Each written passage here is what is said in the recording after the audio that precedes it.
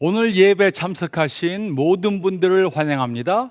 이 시간 주님의 은혜가 넘치는 귀한 시간 되시기를 바랍니다.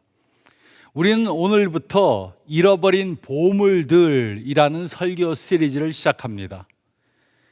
우리들에게는 하나님께서 주신 소중한 보물들이 있습니다. 하나님께서는 돈으로 살 수 없는 소중한 보물들을 우리들에게 주셨습니다. 그 보물들 중에는 평화, 꿈, 기쁨, 자존감 등이 있습니다. 그런데 우리가 살다가 이런 보물들을 잃어버릴 수 있습니다. 우리의 적 사탄은 하나님께서 우리에게 주신 이런 보물들을 빼앗아가고자 합니다. 하나님께서 우리들에게 주신 보물 중에 하나는 평화입니다.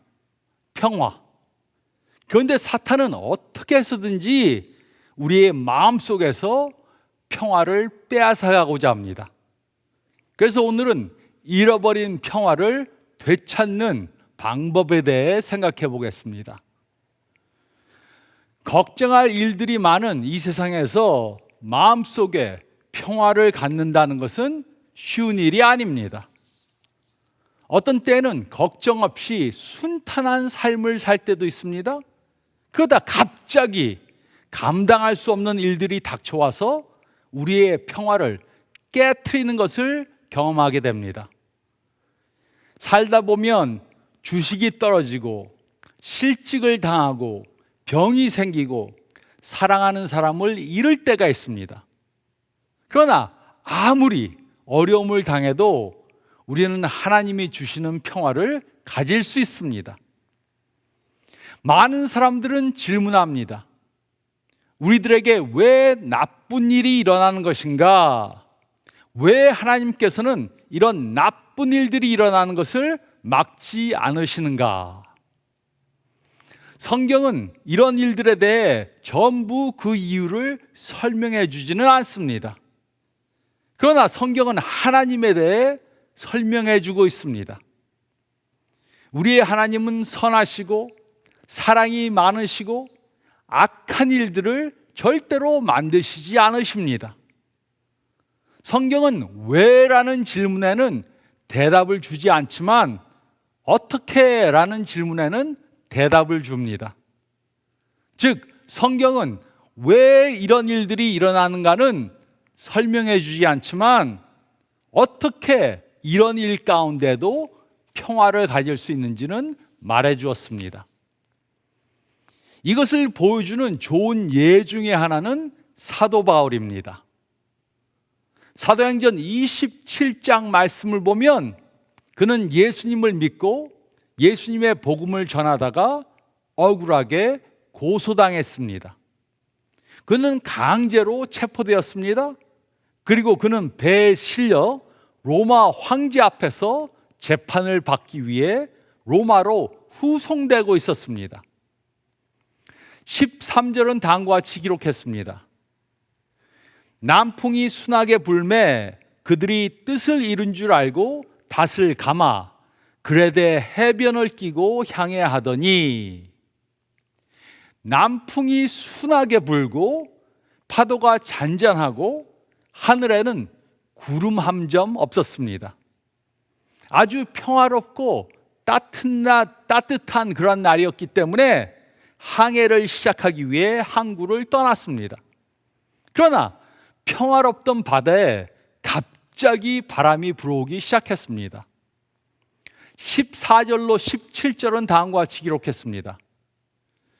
얼마 안 되어 섬 가운데로부터 유라굴로라는 광풍이 크게 일어나니 배가 밀려 바람을 맞춰 갈 수 없어 가는 대로 두고 쫓아가다가 가우다라는 작은 섬 아래로 지나 간신히 거루를 잡아 끌어올리고 줄을 가지고 선체를 둘러감고 스르디스를 걸릴까 두려워하여 연장을 내리고 그냥 쫓겨가더니 아무 경고도 없이 큰 광풍이 몰려왔고 평화스러운 날이 갑자기 무서움과 공포의 날로 바뀌었습니다. 배가 바람에 밀려서 바람이 부는 대로 그대로 끌려갈 수밖에 없게 되었습니다.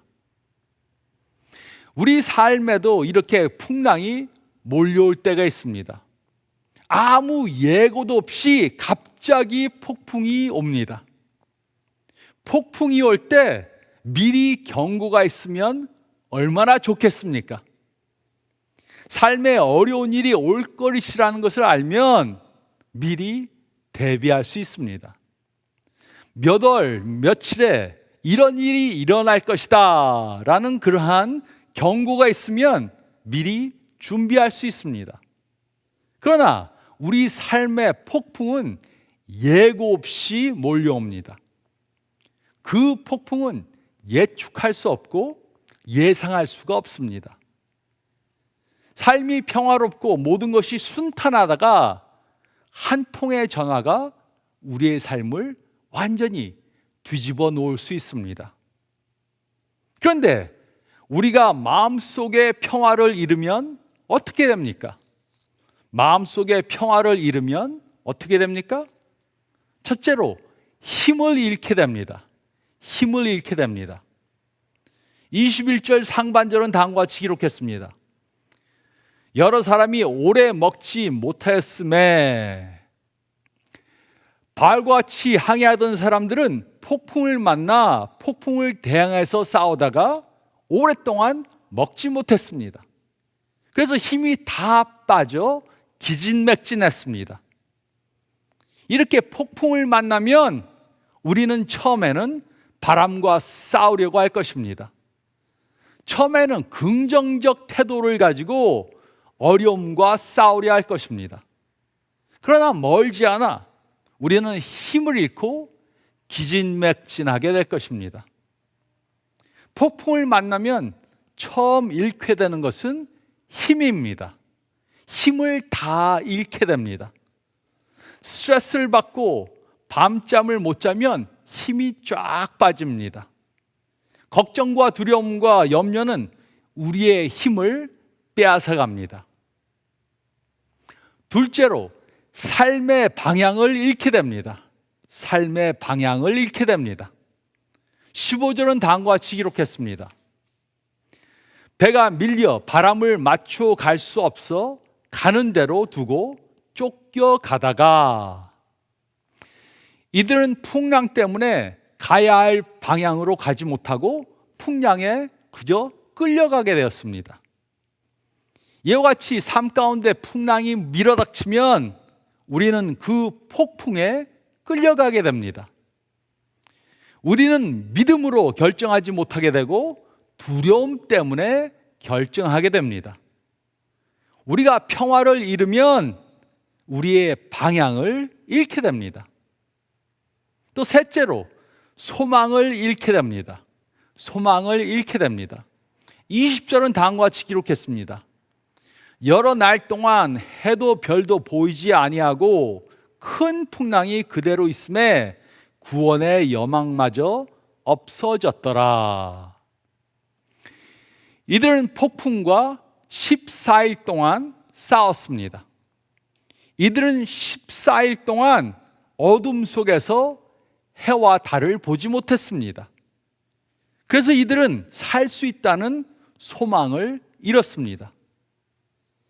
이와 같이 우리도 마음속에 평화를 잃으면 소망을 잃게 됩니다. 우리들 중에는 지금 이렇게 느끼고 있는 분들이 있을 수 있습니다. 폭풍 가운데 여러 날, 여러 달, 여러 해를 싸우다가 소망을 잃기 시작한 분들이 있을 수 있습니다. 우리는 폭풍 중에 소망을 잃을 수 있습니다. 혹시 이렇게 느끼고 있는 분들이 있다면 오늘 정말 이 시간에 잘 참석하셨습니다. 그 이유가 무엇입니까? 우리는 하나님께서 주시는 평화를 다시 회복할 수 있기 때문입니다.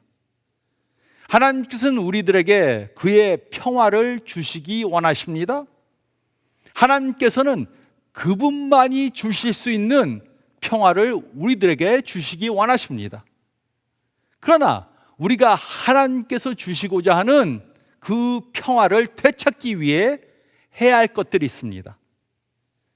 이것이 우리가 사도행전 27장을 통해 배울 수 있는 것입니다.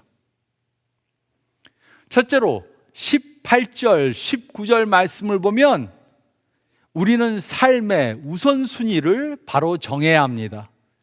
우리는 삶의 우선순위를 바로 정해야 합니다.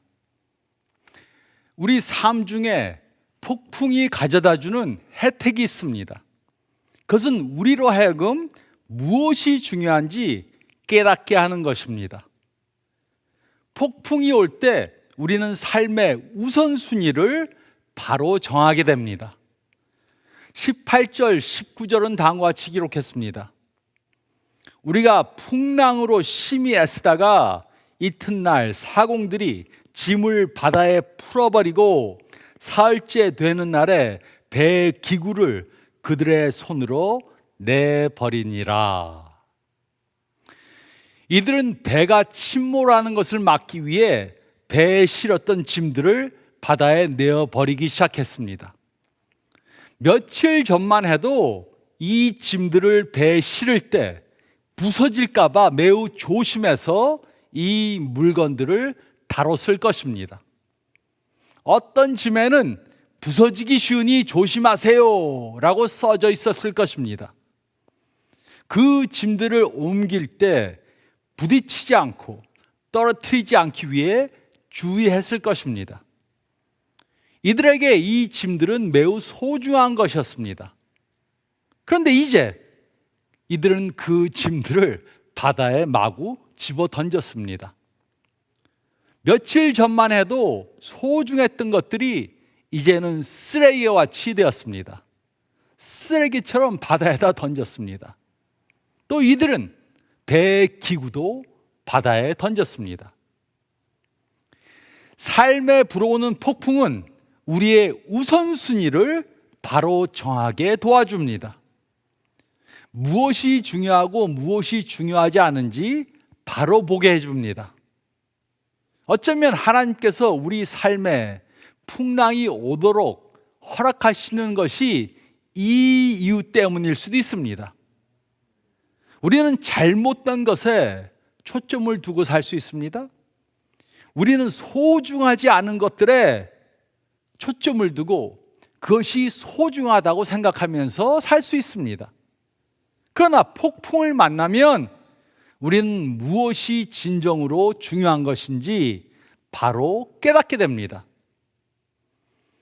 우리 삶 중에 중요한 것은 물건들이 아닙니다. 정말로 중요한 것은 사람들입니다. 정말로 중요한 것은 우리와 하나님과의 관계, 그리고 또 우리와 다른 사람들과의 관계입니다. 어떤 사람들은 물질을 사랑해서 다른 사람들을 사용하지만 우리는 물질을 사용해서 다른 사람들을 사랑해야 합니다. 폭풍 속에서 우리는 우리들의 우선순위를 바로 정하게 됩니다. 우리는 폭풍을 예측할 수 없습니다. 폭풍을 조종할 수 없습니다. 폭풍을 피할 수도 없습니다. 그러나 우리는 폭풍 속에서 무엇에 초점을 둘 것인가 하는 것을 결정할 수 있습니다. 폭풍 속에서 우리들에게 필요한 닻이 하나 있습니다. 그것은 바로 예수님이십니다.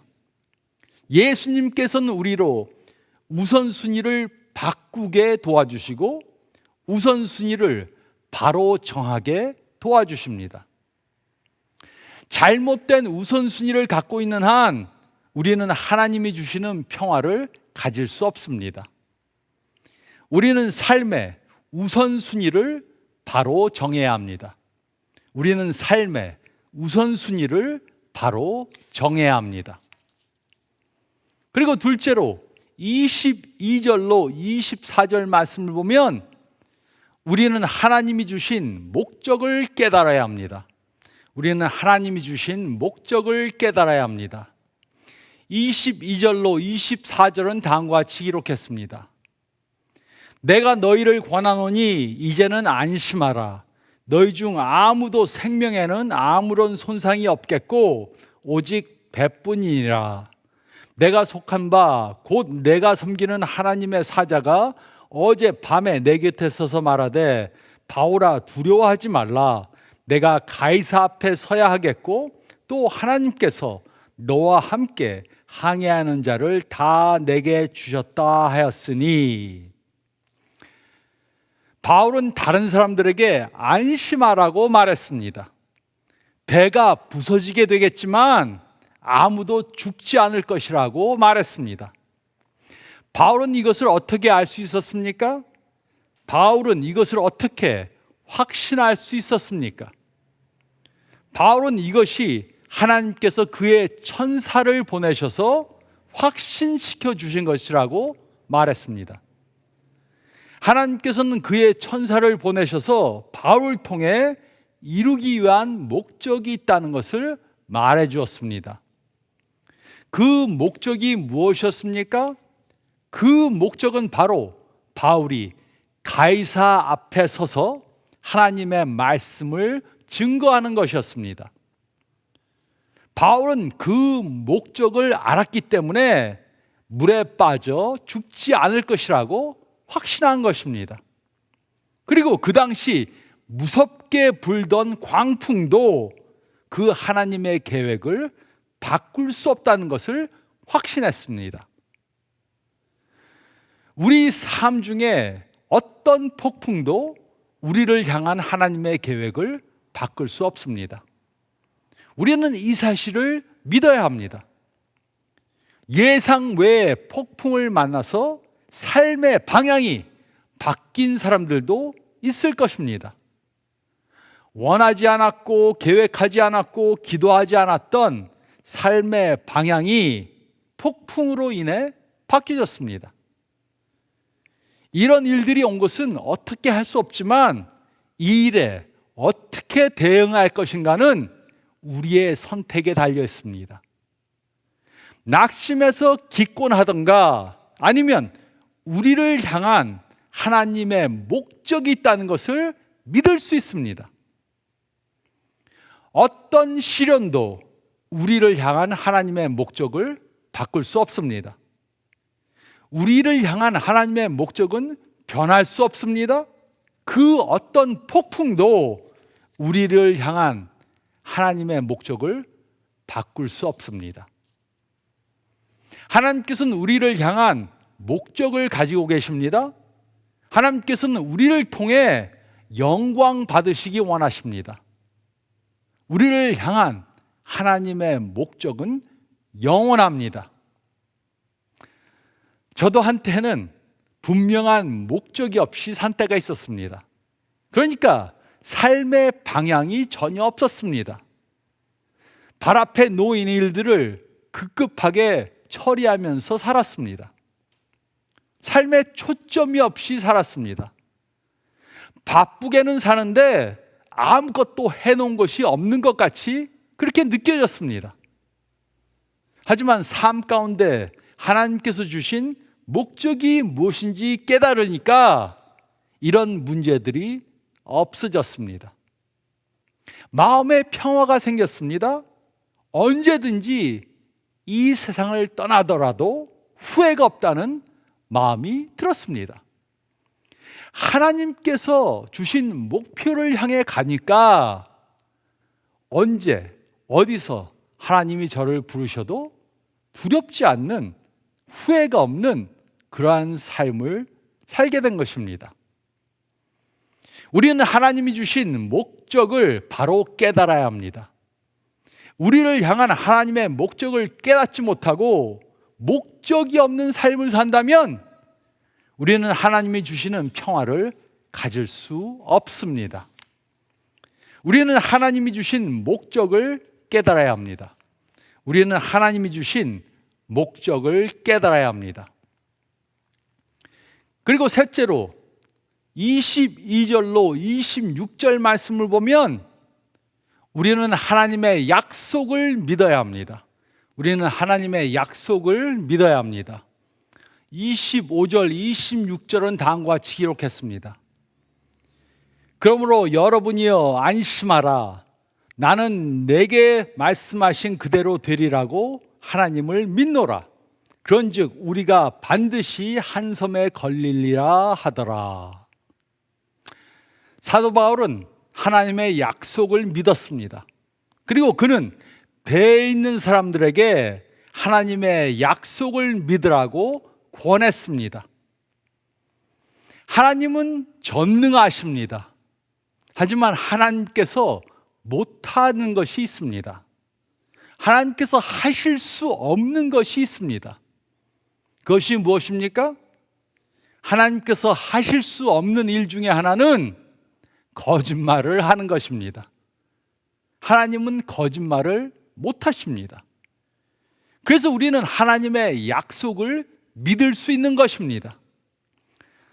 성경에는 적어도 7,000개 이상의 하나님의 약속이 기록되어 있습니다. 이 약속들은 변할 수 없습니다. 그러므로 우리는 폭풍을 만날 때마다 하나님의 말씀을 열고 그의 말씀을 읽고 그의 말씀을 믿어야 합니다. 제가 좋아하는 하나님의 약속이 있습니다.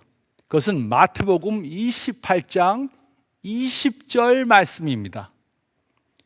마태복음 28장 20절은 다음과 같이 기록했습니다. 볼지어다 내가 세상 끝날까지 너희와 항상 함께 있으리라. 폭풍 가운데도 예수님의 이 약속을 믿으면 우리는 평화를 가질 수 있습니다. 우리는 폭풍과 먹구름 때문에 하나님을 보지 못할 수도 있습니다. 그래도 상관이 없습니다.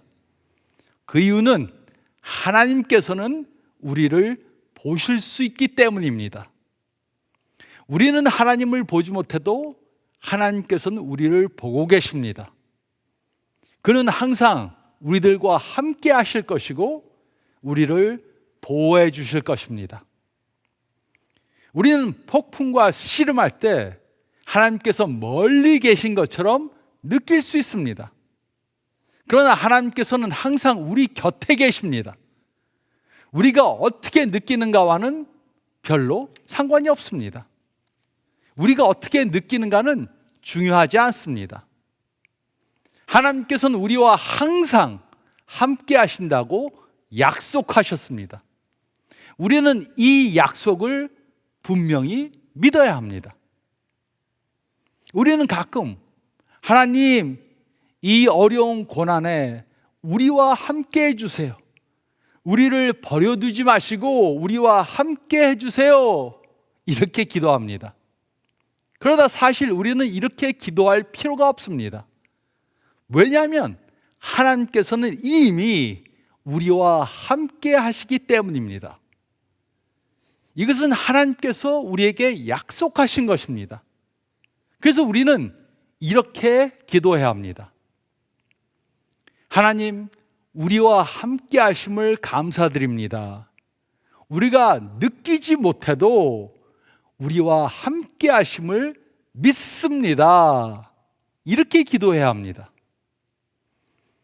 하나님의 약속 중에 하나는 그가 우리와 항상 함께 하신다는 것입니다. 하나님께서는 우리를 홀로 두지 않으십니다. 우리는 결코 혼자가 아닙니다. 우리는 하나님의 이 약속을 분명히 믿어야 합니다. 또 제가 좋아하는 다른 하나님의 약속이 있습니다.